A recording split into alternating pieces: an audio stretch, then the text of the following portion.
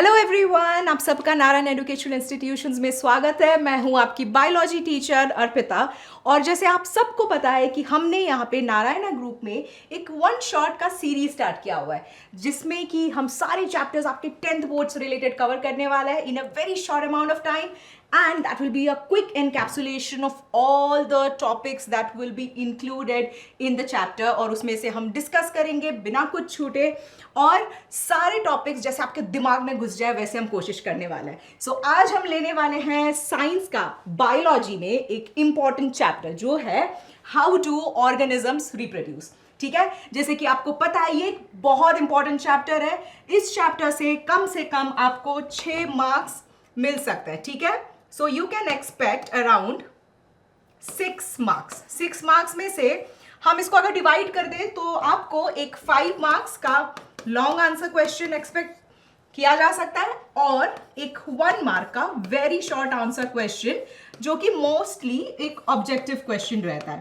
ठीक है, सो ये chapter from the mark point of view important है। You have to remember all the examples that I'll be telling you, all the long answer, all the concepts that we'll be discussing। ठीक है, तो बिना time waste किए चलिए start करते हैं ये वाला चैप्टर जो कि है हाउ डू ऑर्गेनिजम्स रिप्रोड्यूस। ठीक है, रिप्रोडक्शन का मतलब क्या होता है बच्चों? रिप्रोडक्शन का मतलब होता है एक ऑर्गेनिज्म अपनी स्पीशीज को जनरेशन बाय जनरेशन सस्टेन करने के लिए अपनी ही तरह इंडिविजुअल्स बनाता है, जिसको हम ऑफस्प्रिंग्स बोलते हैं। Correct? So reproduction is the creation of offsprings from the parents so that they can sustain their generation. Okay, तो यहाँ पे आप देख रहे हो एक हॉर्स है, बेबी हॉर्स सेम है। ठीक है, अब यहाँ पे आप देख रहे हो एलिफेंट्स भी हैं, यहाँ पे एक हैन और चिकन्स भी भाग रहे हैं, सब सेम है। तो इसका मतलब क्या ये है कि एक पेरेंट और चाइल्ड में सिमिलैरिटी है? यस, सिमिलैरिटीज हो सकती हैं, बट एक वर्ड है जो आइडेंटिकल नहीं है। So they can be similar but they are not identical. ये बातें आपको याद रखनी है, स्पेशली सेक्सुअल रिप्रोडक्शन में। तो ऑर्गेनिजम्स ये कॉपीज बनाते हैं अपने जैसे न्यू इंडिविजुअल्स जो कि उनके जैसे सिमिलर लगते हैं। अब हमारे पास एक और क्वेश्चन आता है कि अगर ये जो इंडिविजुअल्स हैं ये through out the generations reproduce करते हुए आ रहे हैं, इनका जो डीएनए कंटेंट है, सब चीजें हैं, ये क्या चेंज होते हैं? Yes, so that changes can be called as variations. अब ये जो वेरिएशंस होते हैं, वेरिएशंस क्यों यूजफुल होते हैं? जैसे आप ले लो एक बैक्टीरिया। ठीक है, वो बैक्टीरिया एक सर्टेन टेम्परेचर में सर्वाइव कर रहा है। वो टेम्परेचर अगर बढ़ जाता है इन केस, तो वो टेम्परेचर उसको हार्मफुल हो सकता है। करेक्ट? तो हाई टेम्परेचर हार्मफुल हो सकता है। तो बैक्टीरिया क्या करेगा? अपने आप में कुछ कुछ वेरिएशंस लाएगा ताकि वो उस हाई टेम्परेचर को सस्टेन कर सके। That is why it said that variations, जब भी वेरिएशंस आएंगे, it is useful for the survival of the species over time. कोई भी एडवर्स सिचुएशंस आएंगे, वो एडवर्स सिचुएशंस में सस्टेनेंस के लिए एक स्पीशीज के लिए इंपॉर्टेंट है ये सारे वेरिएशंस होना। ठीक है, आया है समझ में? अब हम आगे बढ़ते हैं। रिप्रोडक्शन के मोड्स होते हैं, 2 टाइप के मोड्स होते हैं। फर्स्ट होता है एसेक्सुअल, दूसरा होता है सेक्सुअल। एसेक्सुअल में क्या होता है? एक पेरेंट इन्वॉल्व होता है। सेक्सुअल में 2 पेरेंट्स इन्वॉल्व होते हैं। अब ये जो एक पेरेंट इन्वॉल्व होता है वो एसेक्सुअल मोड में, आप एक चीज याद रखना कि यहाँ पे मोस्टली स्मॉलर ऑर्गेनिजम्स वाला रिप्रोडक्शन होता है। जैसे जो organisms lower down the kingdom होते हैं उनके यहाँ देखा जाता है, जैसे कि माइक्रो ऑर्गेनिजम्स। यहाँ पे आपको क्या दिख गया? एमीबा दिख गया। यहाँ पे आपको एसेक्सुअल रिप्रोडक्शन देखा जाएगा। अब आप देख सकते हो कि सेक्सुअल रिप्रोडक्शन जो है यहाँ पे दोनों पेरेंट्स इन्वॉल्व होते हैं। जैसे आप human beings, dogs, elephants, birds और प्लांट्स में सेक्सुअल रिप्रोडक्शन देख सकते हो। ठीक है, अब आगे बढ़ते हुए हम देखते हैं कि यहाँ पे जब आप जाओगे तो जो मोड्स ऑफ एसेक्सुअल रिप्रोडक्शन है उसमें भी कई तरह के टाइप्स होते हैं। करेक्ट? ये सब आपने पढ़ लिया है। अब हम धीरे धीरे करके एक एक को थोड़ा सा बढ़ते हुए आगे we will try to understand what does each type of reproduction mean in asexual reproduction. First वाला जो है वो है फिजन। फिजन में उसके बाद आता है fragmentation, then regeneration, then budding, vegetative propagation, spore formation. ये सारे टाइप्स होते हैं आपके एसेक्सुअल रिप्रोडक्शन के। Let us begin with what is fission. What is fission? Fission is where you see that there is an individual and then you can see. Fission is where there is one individual and then that one individual will divide into the similar types. So it will divide into 2 equal और near equal parts. अब binary एक type है उसका, binary का मतलब होता है to. So from one organism, two other daughter cells will be generated. That can be called as binary fission. Now, where do you see binary fission? Binary fission can be seen in prokaryotes like bacteria, in some of the protozoans, and one example is the amoeba. अब amoeba में आप देखो यहाँ पे ये जो binary fission का यहाँ पे आप देख रहे हो, यहाँ पे दो इंडिविजुअल्स जनरेट हो रहे हैं। अब ये जो दो डॉटर इंडिविजुअल्स जनरेट हो रहे हैं, यहाँ पे आप डिवीजन कोई भी प्लेन पे हो सकता है, ठीक है, ट्रांसवर्स हो सकता है, लॉन्गिट्यूडनल प्लेन में हो सकता है। इसीलिए इसको बोला जाता है simple binary fission, because it is dividing into two equal और नियरली इक्वल पार्ट्स। आ गया समझ में? अब चलो आगे बढ़ते, let's go to see one more example of binary fission that will occur along the transverse axis. Transverse मतलब हॉरिजॉन्टल, एग्जांपल है पैरामीशियम, ठीक है। पैरामीशियम में आप देख लो यहाँ पे हॉरिजॉन्टल एक्सिस में डिवीजन हो गया यहाँ पे और दो इंडिविजुअल्स आ गए, ठीक है, ये हो गया ट्रांसवर्स बाइनरी फिशन। अब आप देखो यूग्लिना, यूग्लिना में क्या हो रहा है, यहाँ पे लॉन्गिट्यूडनली डिवाइड हो रहा है। ये जो लॉन्गिट्यूडनल सेक्शन है, इसीलिए ये लॉन्गिट्यूडनल सेक्शन वाले को वर्टिकली डिवाइड होके बन जा रहे हैं दो इंडिविजुअल्स, ठीक है। That is why it is called as longitudinal binary fission. समझ में आ गया? बाइनरी फिशन में again you have transverse and longitudinal binary fission. अब आ जाओ नेक्स्ट टाइप पे। नेक्स्ट वाला फिशन क्या है? Multiple fission. अब ये वर्ड को समझो, बाइनरी मतलब दो आएगा, मल्टीपल मतलब बहुत सारे आएंगे। अब इसमें क्या होता है, एक सिस्ट फॉर्मेशन हो जाता है, एक आउटर प्रोटेक्टिव कवरिंग फॉर्म हो जाती है ऑर्गेनिज्म के बाहर। अब वो सिस्ट के अंदर क्या करता है, धीरे धीरे करके न्यूक्लियस को डेवलप करता है और छोटे छोटे वहां पे डॉटर सेल्स बन जाएंगे। अब ये जो डॉटर सेल्स बनेंगे वो कब बाहर निकलेंगे, जब सिस्ट बर्स्ट हो जाएगा तो सारे डॉटर सेल्स बाहर निकल के आ जाएंगे, इसीलिए उसको बोला जाता है मल्टीपल फिशन। अब यहाँ पे आप देख लो, ठीक है, एमीबा है ये, एमीबा में सिस्ट फॉर्म हो गया, यहाँ पे बाहर देख रहे हो आप, ये सिस्ट है, अंदर डिफरेंट न्यूक्लियस, ये जो डिवाइड हो गया अलग अलग बहुत सारे ढेर सारे न्यूक्ली बन गए। अब फिर साइटोप्लाज्म भी उसके अंदर चला गया, साइटोप्लाज्म भी डिवाइड हो गया, अब डॉटर सेल्स बन गए, इतने सारे डॉटर सेल्स आ गए इसके अंदर, सिस्ट के अंदर। अब ये सिस्ट जब बर्स्ट हो गया, फेवरेबल कंडीशंस आ गए, ये सिस्ट ब्रेक होके ये बाहर चला जाएगा और क्या फॉर्म कर लेगा, न्यू इंडिविजुअल्स फॉर्म कर लेगा। समझ में आया? नेक्स्ट आ जाओ बर्डिंग पे। बर्डिंग, बर्ड मतलब एक छोटा सा आउटग्रोथ आएगा। पहले पेरेंट में आप देखो छोटा सा एक आउटग्रोथ आया, यहाँ पे आ गया, दिखा आपने, ईस्ट में इमेजिन है ये, ठीक है। The example is yeast. सारे एग्जाम्पल्स याद रखना है, समझ में आया? All the examples you have to remember. Now when you see yeast, the small outgrowth that is seen in yeast is actually formed on the parental cell. तो parent के cell पे फॉर्म हो जाएगा छोटा सा आउटग्रोथ। अब ये जो न्यूक्लियस आप देख रहे हो सेंटर में, ये न्यूक्लियस पेरेंट सेल का डिवाइड करके फिर क्या हो जाएगा, माइग्रेट हो जाएगा टुवर्ड्स द बर्ड। अब क्या होगा, ये बर्ड धीरे धीरे करके साइज में बढ़ते जाएगा और वो न्यूक्लियस डिवाइड होके उधर आ जाएगा, सेपरेट होके एक नया इंडिविजुअल बना लेगा, and that is how budding occurs, ठीक है। अब आता है next one, fragmentation. Fragment word मतलब क्या, पीस, है ना। तो जब एक ऑर्गेनिज्म डिफरेंट फ्रैगमेंट्स में ब्रेक हो जाता है, वो एक इंडिविजुअल फ्रैगमेंट फिर से एक इंडिविजुअल में, नए इंडिविजुअल में डेवलप करता है, उसको हम बोलते हैं फ्रैगमेंटेशन, ठीक है। अब फ्रैगमेंटेशन आप जब देख लो, this process where fragments will be formed. आप देखो स्पाइरोगायरा में, यूलोथ्रिक्स में, ये सब एग्जांपल्स हैं आपके। यहाँ पे एक इंडिविजुअल है, फ्रैगमेंट्स बन गए, ये फ्रैगमेंट्स फिर ब्रेकअप होके छोटे छोटे पीस बन के ये एक एक फिर नए इंडिविजुअल्स बन जाते हैं, इसीलिए हम इसको बोलते हैं फ्रैगमेंटेशन। अब आ जाओ बर्डिंग, और एक एग्जांपल है यहाँ पे हाइड्रा में, ये क्वेश्चन कभी कभी आ जाता है तो इसलिए हमने इसको यहाँ पे इंक्लूड कर लिया है, ठीक है। रिपीटेड बर्ड का ग्रोथ होने लगता है, जब बर्ड का ग्रोथ होने लगता है फिर बर्ड निकल के बाहर अपना एक इंडिविजुअल होके ग्रोथ कर लेता है, ठीक है। This is what. Next come to the last one, sorry second last, vegetative propagation, ठीक है। वेजिटेटिव प्रोपेगेशन में क्या होता है, वर्ड वेजिटेटिव का मतलब क्या है, किस किस को पता है कॉमेंट्स में लिख देना, ठीक है। वेजिटेटिव प्रोपेगेशन का मतलब है वेजिटेटिव पार्ट से आप उसके ग्रोथ को कराते हो। वेजिटेटिव मतलब the parts which are not reproductive, ठीक है। अब यहाँ पे प्लांट्स में देख लो, वेजिटेटिव ऑर्गन्स क्या क्या होता है, उसके लीव्स हो सकता है, उसके रूट्स हो सकते हैं, उसका स्टेम हो सकता है, ये सब है आपके वेजिटेटिव ऑर्गन्स। अब ये जो वेजिटेटिव ऑर्गन्स हैं, यहां से जब नए प्लांट्स डेवलप होते हैं, this is process is called as vegetative propagation. यहाँ पे देख लो ब्रायोफाइलम में, है ना। अब ब्रायोफाइलम में आप जब देख रहे हो, यहाँ पे देखो उसके लीफ के नॉचेस में छोटे छोटे ऐसे बर्ड्स आ रहे हैं, है ना। ये जो छोटे छोटे बर्ड्स आप देख रहे हो ना, ये छोटे बर्ड्स बन जाएंगे एक नए प्लांट में।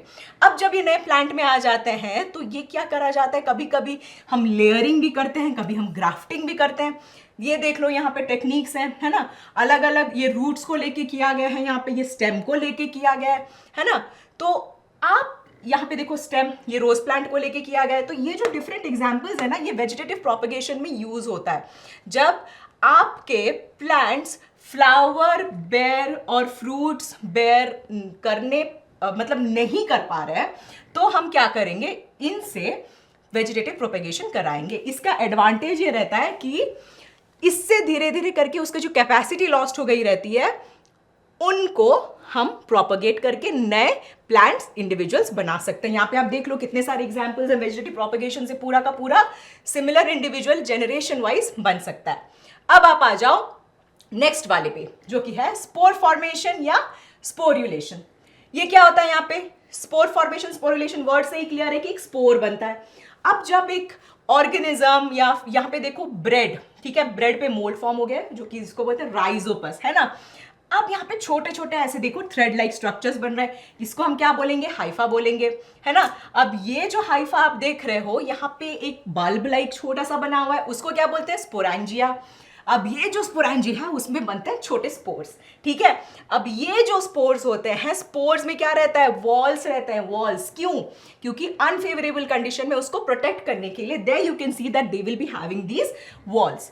Now this will develop into new individuals. So this whole process where a spore is there and that spore is released and the spore will develop into a new individual, that whole process is called as spore formation or sporulation.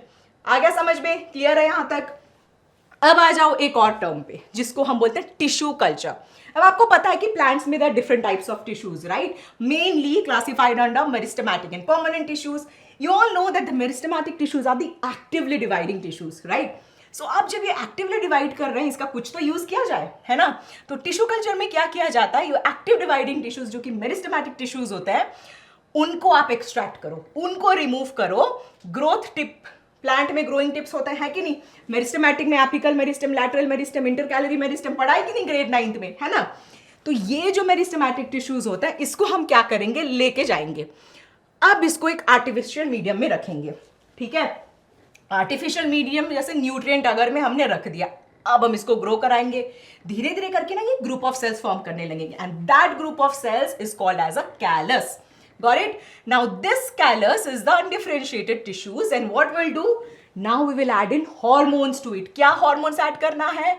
Growth और differentiation वाले hormones जैसे auxins और gibberellins. आ गया समझ में?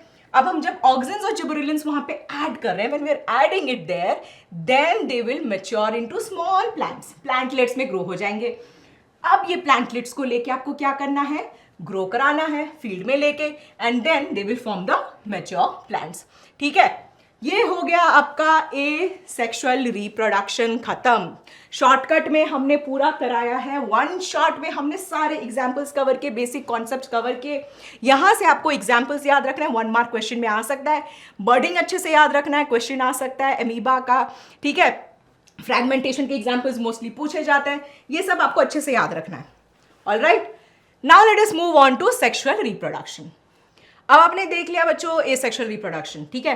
Now come to sexual reproduction. Sexual reproduction में मैंने आपको स्टार्टिंग में बोला था, यहाँ पे 2 इंडिविजुअल्स इन्वॉल्व होते हैं, right, 1 male and 1 female. So where there is the involvement of 2 parents, 1 male and 1 female, that is called as sexual reproduction. ठीक है. How does this happen? So the male and the female will produce the reproductive cells, or you can say the gametes, and these gametes will fuse and they will fertilize together to lead to the development or the formation of a fertilized egg, and then it will lead to the development of a new individual. आ गया समझ में? अब आप देखो यहाँ पे male gamete क्या है? The male gamete is the sperm. What is the male gamete? The male gamete is the sperm. And the female gamete is the ovum.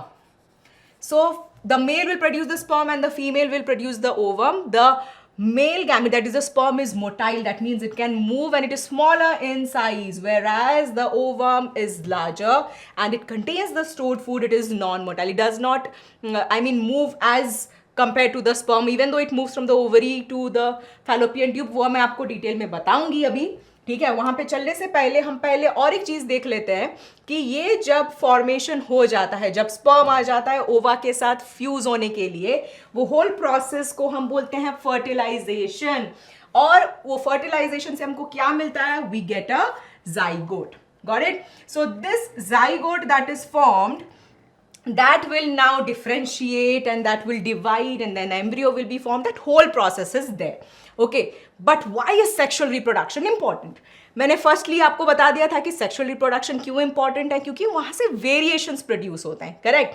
तो जब एक स्पीशीज के में आप वेरिएशंस देख सकते हो ना, तो वो स्पीशीज लॉन्ग टर्म में सस्टेन कर सकता है। It is able to sustain for generations in different adverse conditions. Okay, so this will give rise to variety as well as diversity. आप देखो हार्श एनवायरमेंट्स में, यहाँ पे आप cold environments, high temperatures, maybe organism can be able to sustain, right? So this is about your importance of sexual reproduction. अब पहले इसको हम पढ़ने के दो तरीके हैं, दो टाइप्स है। एक हो जाता है प्लांट्स का, दूसरा है एनिमल्स का, जिसमें हम प्राइमरीली ह्यूमन बींग्स को कंसिडर करेंगे। आज हम अभी प्लांट्स का पढ़ते हैं। प्लांट्स में एक फ्लावरिंग पार्ट्स क्या है? फ्लावर है। ठीक है, अब फ्लावर में आप देख सकते हो ऐसे ग्रीन छोटे छोटे होते हैं। जब वो बर्ड स्टेज में होता है ना, बर्ड को कवर करके रखता है ग्रीन वाला, उसको हम क्या बोलते हैं?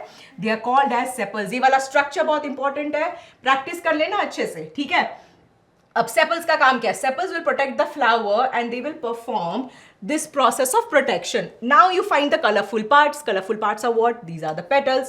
Okay, this parts of the flower will attract the insects for the process of pollination. Correct? So when you take a look at the sepals and petals, they are the coverings, the outer covering part of the plant. And then there's the carpel. So the carpel is actually present in the center and it is the female reproductive part.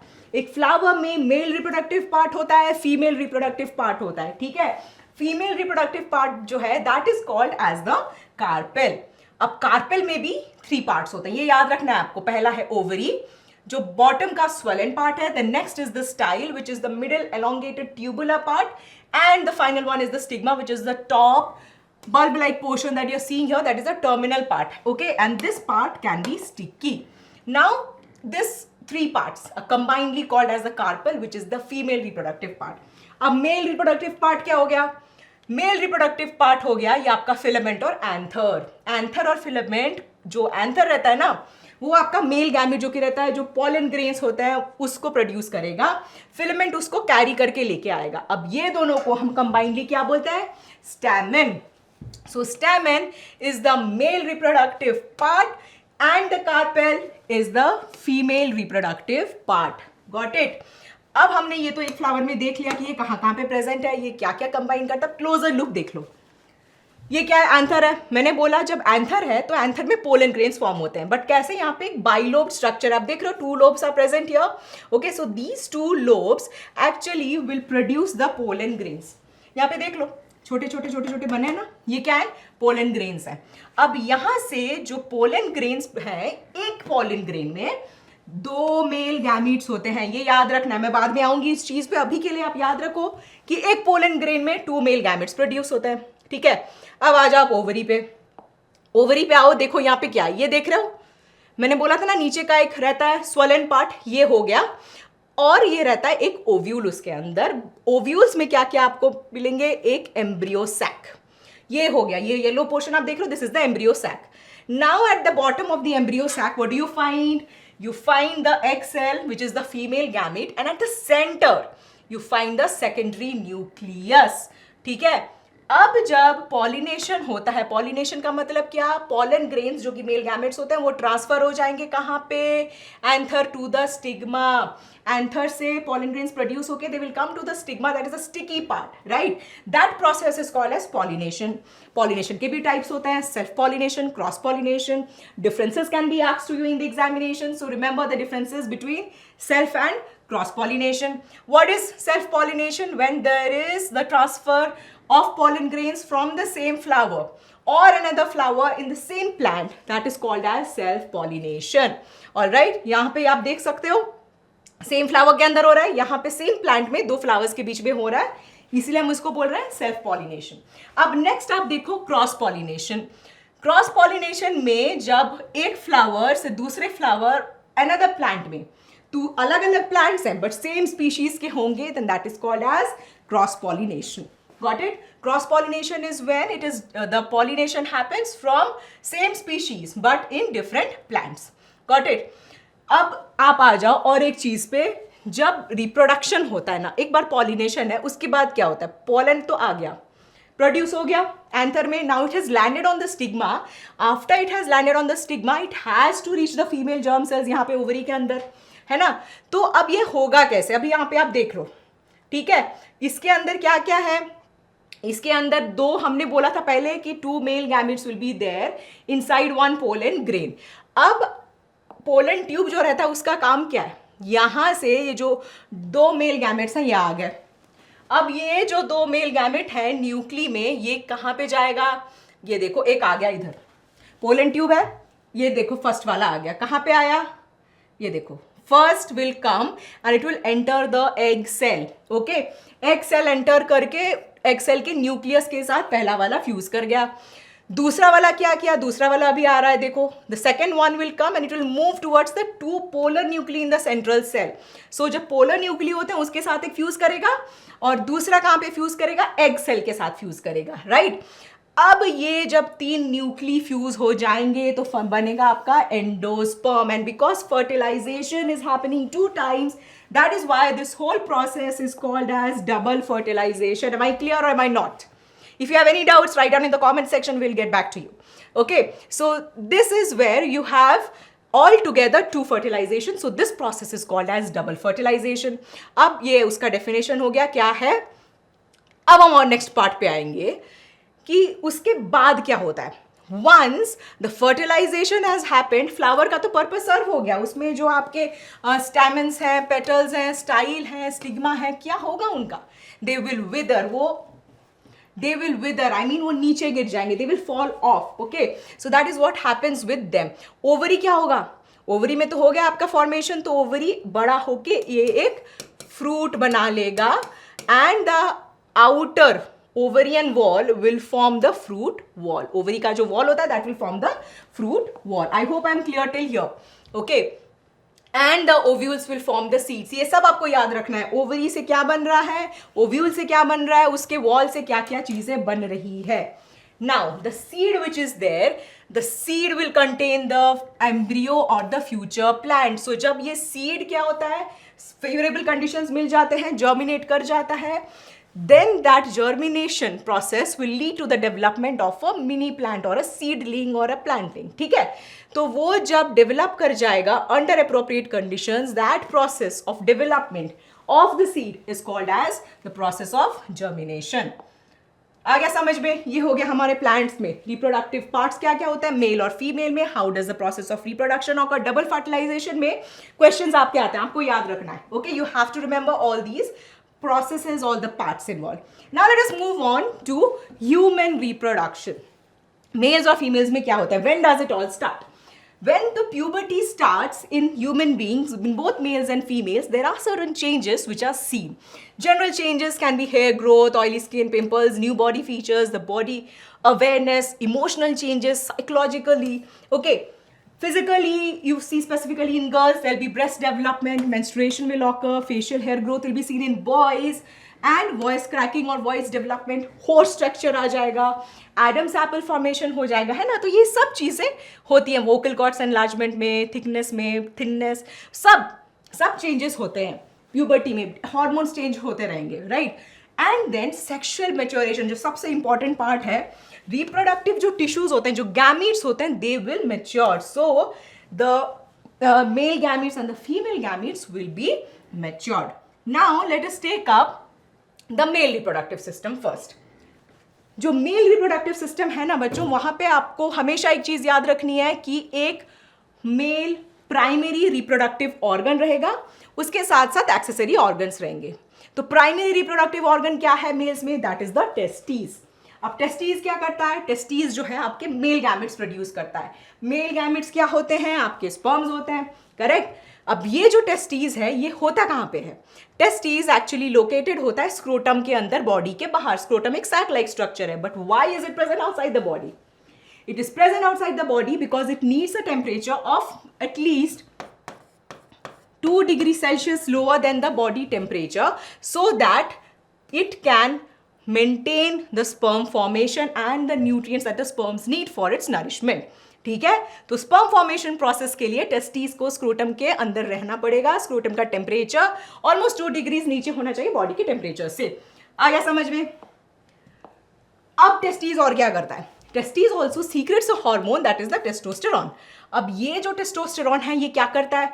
That will first तो sperm के formation में help करेगा ही करेगा, but it is also responsible for the hormonal changes that boys observe, that we can observe in boys during the puberty stages. अब आप यहाँ पे देखो, यहाँ पे अलग अलग आपके स्ट्रक्चर्स दिखाए जा रहे हैं. यहाँ पे ये तो टेस्टिस हो गया आपको. Then you are seeing the scrotum, right? This is the urinary bladder, and then vesicles है, seminal vesicles है. और ये जो seminal vesicles हैं ये आपके इसमें entwined होके मतलब पीछे रहेंगे. So this seminal vesicles is one accessory organ, and then there's one more accessory organ which is the vas deferens, which is a tube-like structure. तो जब sperms formation हो जाएगा टेस्टिस में, वो क्या करेगा? वो डेलीवर हो जाएगा वास डिफरेंस के थ्रू और यूरिनरी ब्लैडर में वो ज्वाइन होता है. ठीक है, अब उसके थ्रू बॉडी के बाहर जाएगा. So in males you have a common urinogenital opening. So urine के लिए एंड स्पर्म्स के बॉडी के बाहर जाने के लिए there is one common opening that is called as the urinogenital opening. ठीक है, अब आपने देख लिया. उसके साथ साथ एक एक्सेसरी और एक ग्लैंड है जो कि है प्रोस्टेट ग्लैंड. प्रोस्टेट ग्लैंड और सेमिनल वेसिकल्स क्या करते हैं? वो ना स्पर्म्स के मोटिलिटी के लिए, उसके लुब्रिकेशन के लिए हेल्प करते हैं, उसके न्यूट्रिशन के लिए हेल्प करते हैं. ठीक है, सो ट्रांसपोर्ट में और फ्लूइड को न्यूट्रिशन प्रोवाइड करेंगे ये दोनों एक्सेसरी ऑर्गन्स. आ गया समझ में? ठीक है, अब हम देखते हैं स्पर्म को, जो कि है आपका male gamete. Now this male gamete which is a sperm has different parts. यहाँ पे आप देख लो, यहाँ पे उसका है हेड. ठीक है, बीच वाले पोर्शन को हम बोलेंगे middle piece, and then this is the long tail. आ गया समझ में? आ गया. अब ये जो आपका मिडिल पीस है और हेड है और टेल है, this will combine and form the structure of the sperm. Now, when you take a look at the sperm and the egg, sperm क्योंकि मोटाइल है वो पहुंचेगा एग के पास या फिर ओवम के पास, which is the female germ cell. अब हमको समझना पड़ेगा कि पहुंचता कैसे है और कहाँ से एग रिलीज होता है. फीमेल्स में जो प्राइमरी रिप्रोडक्टिव ऑर्गन है वो है आपके ovaries. Okay, primary reproductive organs in males were the testis, in females these are the ovaries. Ovaries will produce the egg cell or the ovum. Now when it is produced from the ovaries, you can see that along with the production of ovum from the ovaries, it's also responsible for secretion of some hormones. When a female is born, there are at birth thousands of eggs which are stored inside the ovaries, but once they reach the puberty stage, then they will start to mature. And then eggs will be released every month, one egg from each ovary. ऐसे release होते रहेंगे alternatively, एक एक ovary से pair of ovaries रहते हैं. ठीक है, अब जब ये रिलीज होते रहेंगे तो क्या होता है? यहाँ से वो निकल के आएगा ये ट्यूब में. ये ट्यूब को हम क्या बोलते हैं? ओविडक्ट बोलते हैं या फैलोपियन ट्यूब बोलते हैं. It's the same thing, don't be confused. Okay, so निकलता है, जाता है फिर ओविडक्ट और फैलोपियन ट्यूब में, और फिर ये जो पोर्शन रहता है ना बीच में, उसको हम बोलते हैं यूटरस और the womb. Okay, it is a muscular structure where the baby grows, and then that moves outside the body through the cervical canal or the cervix or the birth canal. ठीक है, and it opens outside the body through the vagina. जैसे कि mails में एक common urinogenital opening होती है, वैसे females में नहीं होती. फीमेल में यूरिनल ओपनिंग अलग, ओके, यूरेथ्रल ओपनिंग अलग और आपका वेजाइनल ओपनिंग अलग. 2 different openings will be there. Now, one more thing, you see all these parts, यहाँ पे सारे लेबल हो गए. आपको स्ट्रक्चर भी अच्छे से प्रैक्टिस करना है. You have to remember all the structures.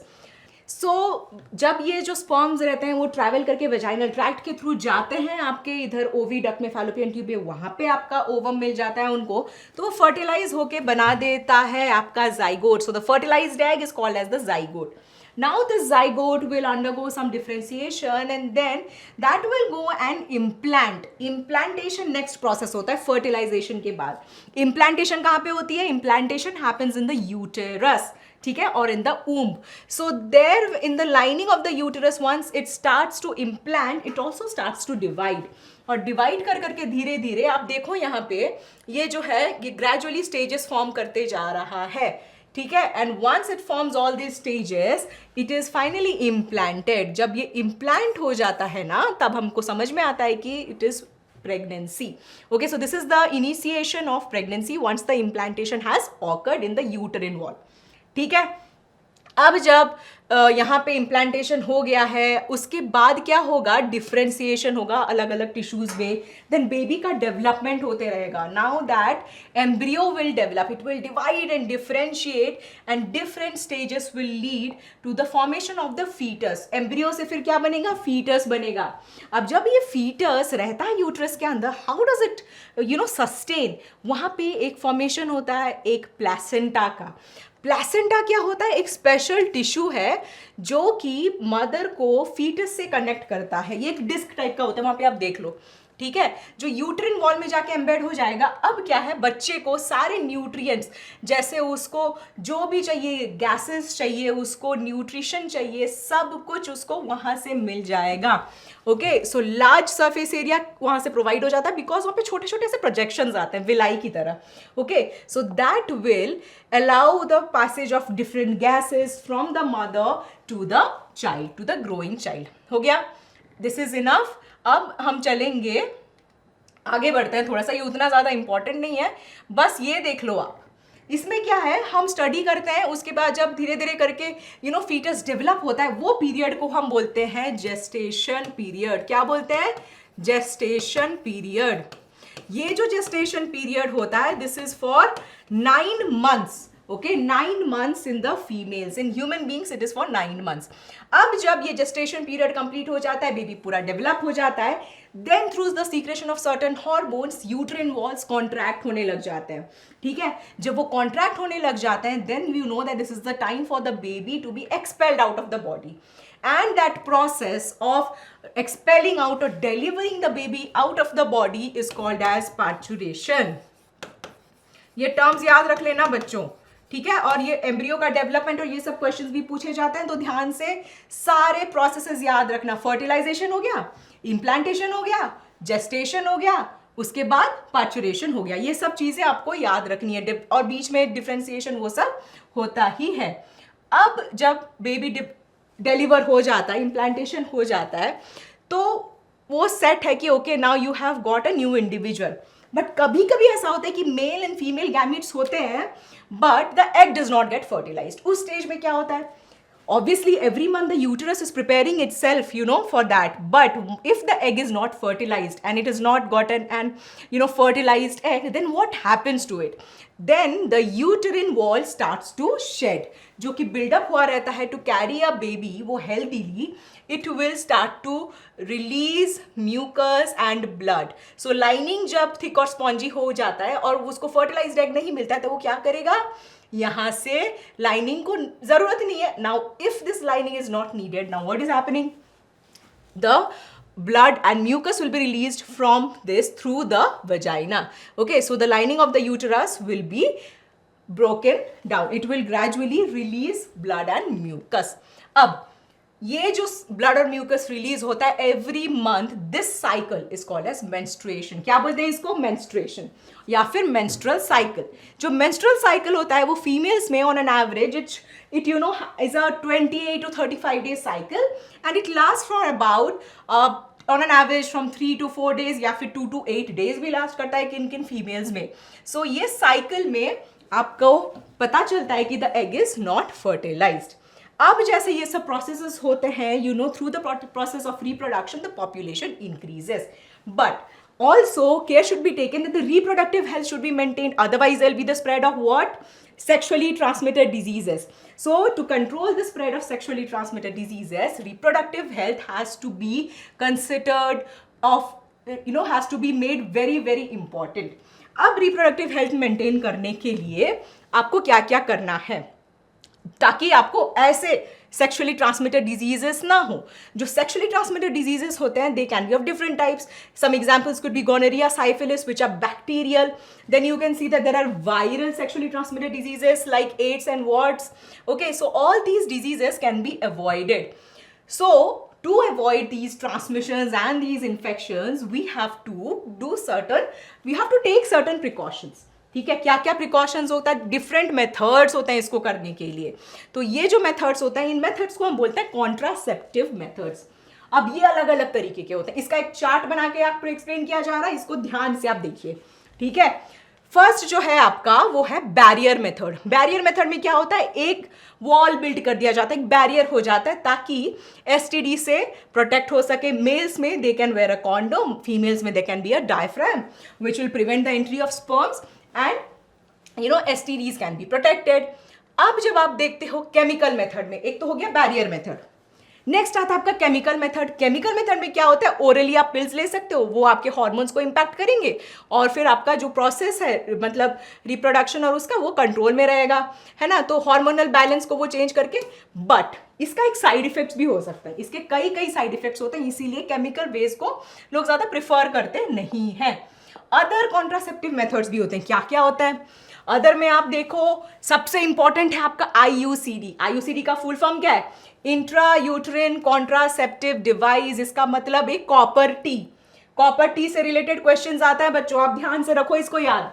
ठीक है, कॉपर टी होता है, फिर लूप भी होता है. ये सब क्या करता है, आपके यूट्रस में इसको लगाया जाता है, बट इसके भी साइड इफेक्ट्स हो सकते हैं. ठीक है, the side effects can be the irritation of the uterus, infection हो सकते हैं इसमें. अब ये सब चीजें ना हो तो अल्टीमेटली कुछ लोग ना सर्जिकल मेथड्स भी ऑप्ट करते हैं. ओके, बर्थ कंट्रोल के लिए. तो सर्जिकल मेथड्स मेल्स में और फीमेल्स में अलग अलग होते हैं. मेल्स में जो मेथड किया जाता है that is called as vasectomy. Vasectomy में क्या होता है, जो वैस डिफरेंस मैंने बताया था आपको, जो tube like structure that has to be cut and tied. Okay, why is it done, so that the sperm transfer will be prevented और फर्टिलाइजेशन नहीं होगा. इसीलिए क्या होता है, वास डिफरेंस को टाई और कट किया जाता है. अब आ जाओ फीमेल्स में. फीमेल्स में क्या किया जाता है, ट्यूबेक्टोमी. ट्यूब क्या रहता है हमारा, फैलोपियन ट्यूब रहता है, ओविडक्ट होता है. सेम तरीके से जैसे वास डिफरेंस को टाई और कट किया जाता है, वही सेम तरीके से हम फीमेल्स में फैलोपियन ट्यूब्स को भी कट और टाई कर लेते हैं. ठीक है, अब इसका भी मतलब क्या है, इसका भी रीजन वही है कि फर्टिलाइजेशन ना हो. फर्टिलाइजेशन ना हो तो हम ट्यूबेक्टोमी और वैसेक्टोमी करते हैं. अब कुछ और सर्जिकल मेथड्स हो, जिसमें कि सर्जरी में क्या होता है, अनवांटेड प्रेगनेंसीज को रिमूव किया जाता है थ्रू द सर्जिकल मेथड्स. अब ये सर्जिकल मेथड्स है ना, ये कई जगह मिसयूज हो जाते हैं and because some people don't want a particular child. Okay, it can be a male or female that they don't want, so what they do is they try to follow a surgical method, and if they follow that surgical method the child can be removed, but some cases में it is actually illegal. अब ये क्यों है, जैसे world में mail females हैं, इनका एक पर्टिकुलर रेशियो है बच्चों. ठीक है, अगर ये रेशियो ऊपर नीचे होता है तो पॉपुलेशन को बहुत इंपैक्ट हो जाता है. Correct, so to be able to maintain that ratio what has to be done is this healthy society ratio को मेंटेन करने के लिए ये जो आपका सेक्स रेशियो है ये मेंटेन होना चाहिए.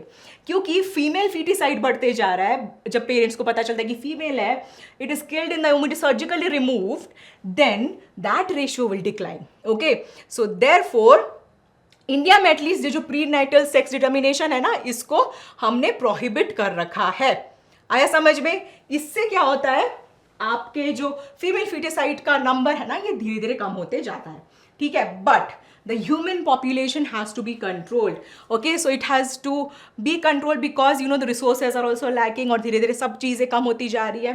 तो ह्यूमन पॉपुलेशन जितना कम होता है, कंट्रोल होते जाएगा, उतना ही अच्छा है.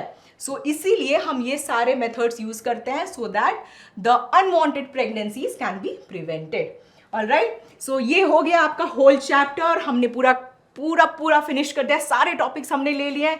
ए सेक्सुअल रिप्रोडक्शन में, उसके टाइप्स में, सेक्सुअल रिप्रोडक्शन बोथ प्लांट्स में कैसे होते हैं और ह्यूमन बींग्स में कैसे होते हैं, ऑर्गन्स क्या होता है, सब चीज़ हमने डिस्कस कर दी है. मैंने आपको ये भी बता दिया है कि सारे इंपॉर्टेंट टॉपिक्स क्या क्या हो सकते हैं एग्जामिनेशन में. मेल और फीमेल रिप्रोडक्टिव सिस्टम बच्चों बहुत इंपॉर्टेंट है. ठीक है, स्ट्रक्चर्स अच्छे से प्रैक्टिस कर लेना, ऑर्गन्स क्या क्या हैं, टाइप्स, उसके नेम्स क्या हैं, लेबलिंग के साथ आप याद रख लो. ठीक है, और फिर पॉलिनेशन में जो डिफरेंसेस आते हैं वो सब आपको अच्छे से याद रखना है. And examples from asexual reproduction, ये सब चीजें आपको याद रखनी है. सो ये हो गया आपका whole chapter, how do organisms reproduce. Comment section में आप प्लीज बताइए आपको कैसा लगा ये वीडियो, और अगर आपको अच्छा लगा और कोई भी डाउट है तो please put down your comments in the comment section and till then share it with your friends and don't forget to like this video and also do not forget to subscribe to our channel. Thank you so much for watching this video. Thank you.